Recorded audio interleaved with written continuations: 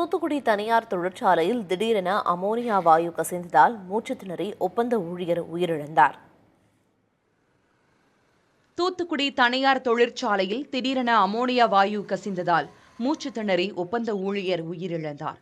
முத்தையாபுரத்தில் உள்ள ஸ்பிக் உர தொழிற்சாலையின் துணை நிறுவனமான டேக் ஆலையில் பராமரிப்பு பணிகள் நடைபெற்றன. அப்போது அமோனியா செல்லும் பைப் லைனில் ஒப்பந்த ஊழியர்கள் பணியாற்றிய போது திடீரென வாயு அதிக அளவு கசிந்ததாக கூறப்படுகிறது. இதில் மூச்சு திணறி ஹரிஹரன் என்பவர் உயிரிழந்தார். வாயு கசிவால் பாதிக்கப்பட்ட 4 ஊழியர்கள் தனியார் மருத்துவமனையில் சேர்க்கப்பட்டனர். நிகழ்விடத்திற்கு சென்ற தூத்துக்குடி மாவட்ட காவல் கண்காணிப்பாளர் ஆல்பர்ட் ஜான் விபத்து குறித்து விசாரணை நடத்தினார். உயிரிழந்த ஹரிஹரனின் உடல் தூத்துக்குடி அரசு மருத்துவமனைக்கு கொண்டு செல்லப்பட்ட நிலையில் அங்கு உறவினர்கள் ஏராளமானோர் குவிந்தனர்.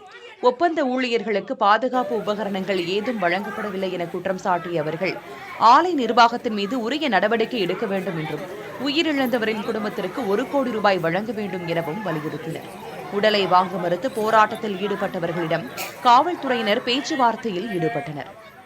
இந்த உயிரிழந்த தொழிலாளிக்கு அவங்க ஒரு பதட்டத்தோட உண்மையிலேயே அக்கறை இருந்தா குடும்பத்துக்கு தகவல் சொல்லிருக்கோம். குடும்பத்துக்கு கூட தகவல் சொல்லல.